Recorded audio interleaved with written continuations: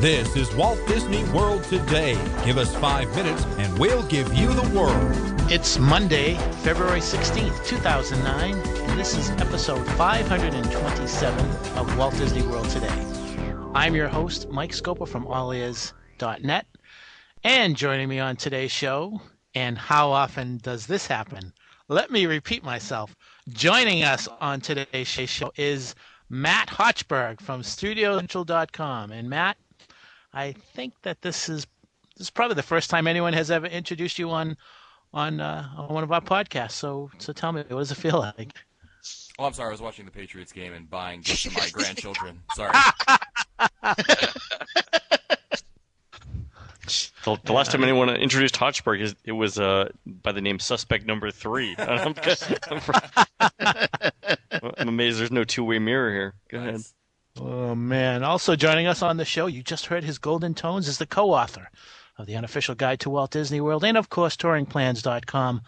Len Testa. And Len, all your adoring fans are filling up our inbox, and they're all wondering, will you be wearing a tiara when you run the Princess Half Marathon in a few weeks? Of course. Why would I not? I know. It's what can you do? Please. I just have to find the right one. It's a no-brainer, exactly. You know, when that brings out the color of your eyes, you know. That's. Thank you. I hadn't thought about that, but nice. Go ahead. Also joining us is Mike Newell of Mouse World Radio. And Mike, I'm looking forward to seeing you sometime in the future when you come up and visit us in New England. Yeah, I'll have to make a trip sometime. Yeah, let me know. It's been a while, and I think it'd be good to get together. I agree. I agree. Today we have a special show for everyone, and when we have a special show, that requires a special guest. So we've invited Deb Wills, who is the founder of allears.net, to come on to today's show to make a special announcement. Some of you may know that Deb and I are members of the MouseFest Executive Committee, and Deb herself is, again, one of the founders of MouseFest, and so it is only fitting that Deb come on the show and make an important announcement that the Executive Committee released Sunday afternoon at 5 o'clock. So after Deb makes this announcement, I'd like to open it up to a discussion with all of us, and Deb and I will do our best to answer any questions that Len, Matt, and Mike might have regarding our announcement. So Deb, welcome to the show. Thank you, Mike. Thank you, and good evening, everybody.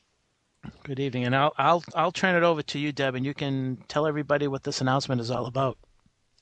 Well, I wish I was coming here with an announcement that we could all get really, really excited about.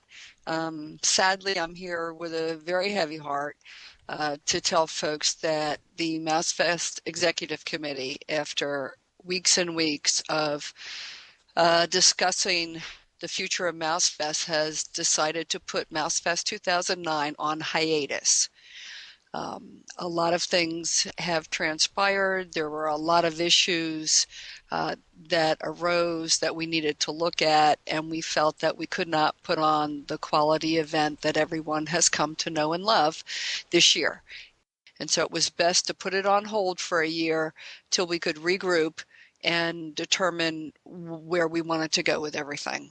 So if you go to mousefest.org, you will find the full MouseFest press release. You will also find MouseFest FAQs, which will hopefully answer questions that the press release may have given you in your mind. And that's all I can say at the moment. And I think Mike's going to open it up so we can have a discussion here this evening. Thanks, Deb. I think that one of the things that when something like this comes about, when you've had an event that has been so successful and so much enjoyed, and people look forward to it, there are concerns when an announcement comes like this, and there are a lot of questions that maybe the press release doesn't address. So what I'd like to open it up to Mike, Len, and Matt. And if there are any questions you want to ask us, we'll do our best to answer the questions. And I'm hoping that the questions that you ask are the questions that the listeners would like you to ask. So fire away. Is there any truth that this is Mangello's fault? That's okay. You don't have to respond. Just don't say anything if it wasn't good. Do you want the short answer? Oh. The abbreviated version. So did that have anything to do with the economy? I mean, No, there are a lot of concerns. There are so many things that go into putting this event together, and as much as everyone looks and says, "Wow, it's a lot of work," you really don't know. Behind the scenes, there's so much. It has become a year-round event to plan, and it's funny that you mentioned Lou, because one of the concerns is regarding liability. We don't know if the Mousefest organization has a liability issue here. We need to explore a lot of things. We've been going really fast the last 2 or 3 years, and we really need to sit back and say, hey, let's take a look at everything. Are we doing things the right way? Someone could say, yes, we are. But we need to be very, very careful. And one of the things is that it's important for us to step back and take a look at everything. Most of the time, we're working so feverishly and trying to put this together that we don't really spend time to really take a look at everything and say, are we on board? Are we doing everything right? So that's one of the concerns. Yeah, I think unless you've been a member of a committee that's put on a major event or put one on yourself, there are countless things that have to be done. As Mike said, even before the event begins, you're already in the planning stages for a year or 13, 14 months down the road, because you have contracts that have to be signed, in terms of event space. There's just all kinds of details, working out things with the hotels. Well, setting up if there are special setting events up the like rooms and the events. special Yeah. attractions that need to be set aside, special if you're having a large groups gathering, you need to do that well in advance. And so it was important to get this information out as soon as that decision was made. We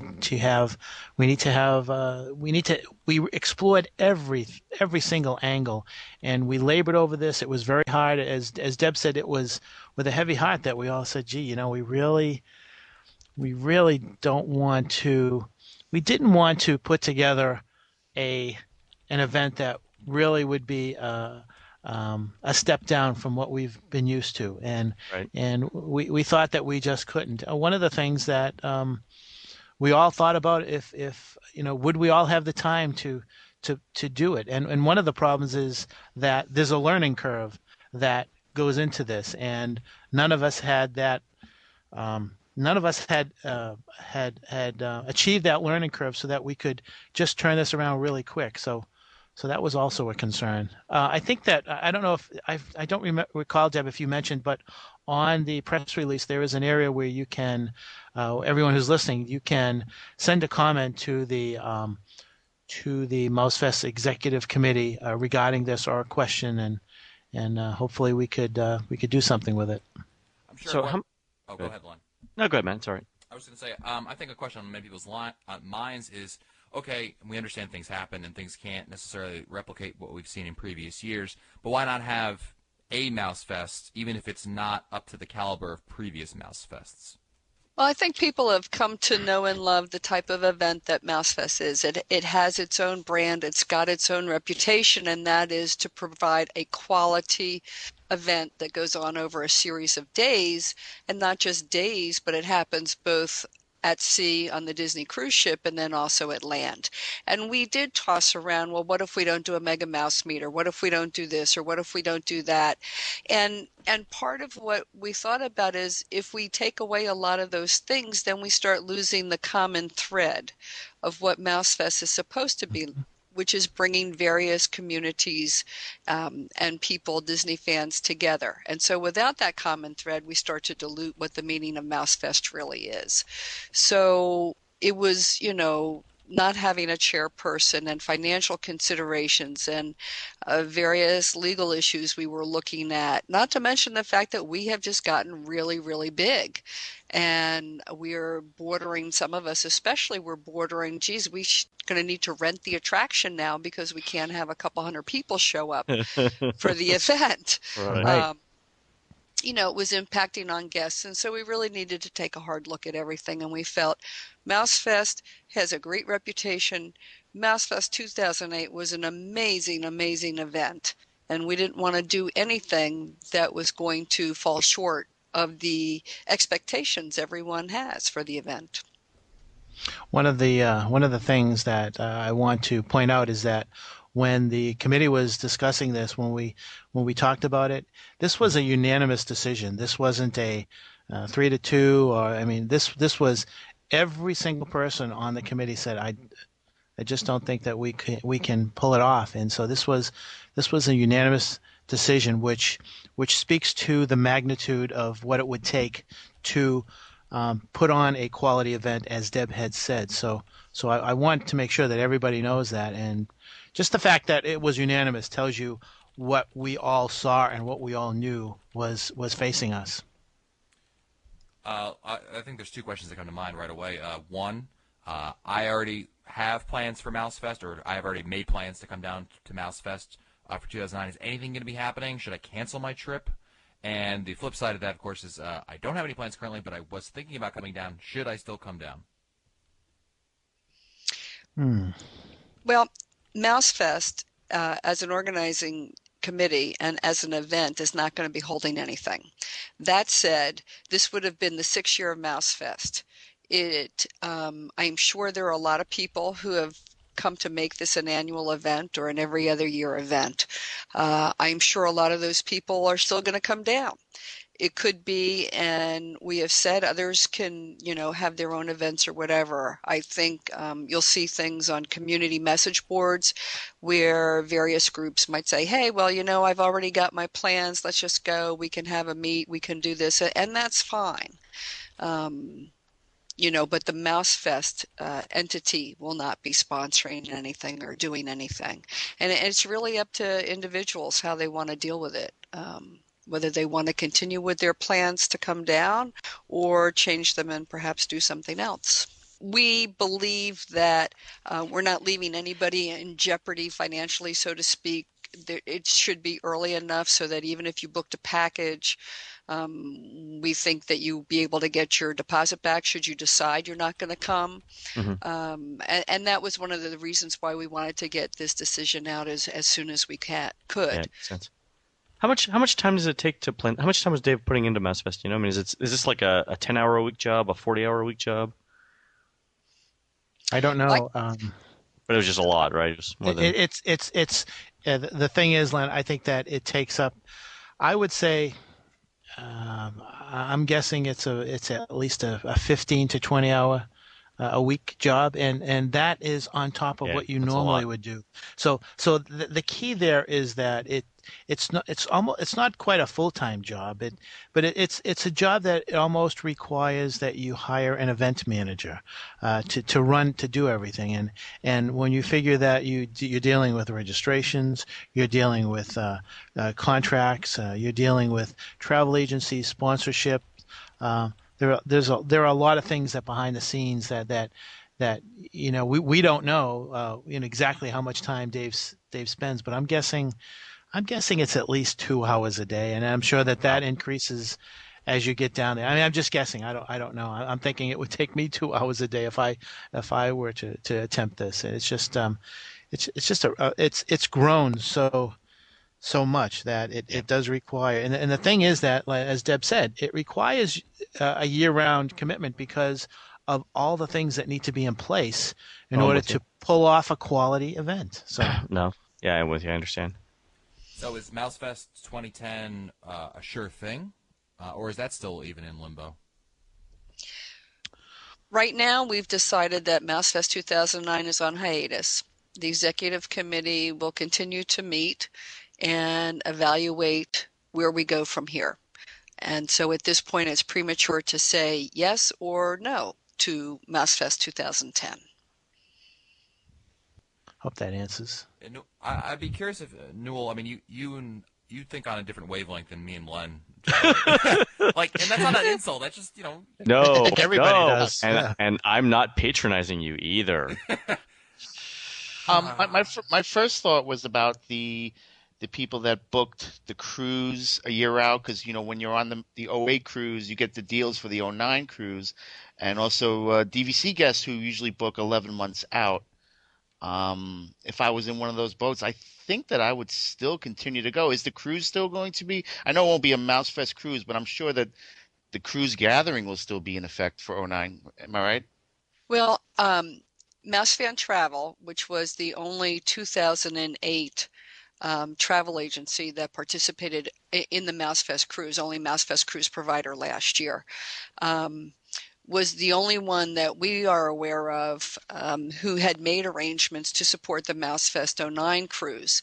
And so our understanding is that MouseFan Travel is planning to continue with the 4-night cruise as a group cruise, and they're making their own arrangements and will, make their own events for that cruise. I believe that the agency sent out or is planning to send out an email to everyone who had booked to let them know what was going on. And it'll be up to everybody to decide what to do or not. MouseFan Travel, of course, and yes, I'm biased because they're one of my advertising partners, but they put on a quality event, whether it's a cruise or something on land, and they've always done a first-rate job. And so I'm sure whatever they end up doing will be first-rate. There were a lot of people who pre-booked, so we'll see whether indeed they all decide to go and have a great time, and I'm sure everyone will. Absolutely. Deb, before we go, do you want to reiterate how our listeners can send comments? Again, I know you mentioned earlier in the show, but I wanted to make sure that if people do have feedback or even further questions that we haven't covered here, it might be a good opportunity for you to reiterate how they can get in contact with the executive committee. Okay, if you go to mousefest.org, on that page you're going to see the press release that we issued today, and there's a link to the MouseFest FAQ, and there's a link to the feedback form. And while the executive committee plans to read every single feedback item that we get, we cannot individually answer folks. If we get questions that we feel should be added to the FAQ, then we'll do that. But the form's there for you to let us know what you think. If you have ideas, suggestions, or just want to be heard, you're welcome to use the feedback form. Well, let me just add one other thing. We talked about MouseFan Travel, but if you booked through a different agency or you booked with Disney, you'll need to contact them themselves to determine what your options are. I would like to thank you, Deb. I would like to close the show by I just want to extend my appreciation to Dave Marks for all his leadership as MouseFest chairman, and I wish him the best as he takes care of things very important to him. And I just wanted to say that, and I guess that's it for the show and for Monday, February 16th. So if you'd like to read our show notes or listen to older episodes or send us a comment, visit our website at www.wdwtoday.com. And so for Matt Hochberg, Len Testa, Mike Newell, and Deb Wills, I'm Mike Scoper, and we will see you on the next show. Stupid Judy, stupid energy. This has been a production of Mouse World Radio.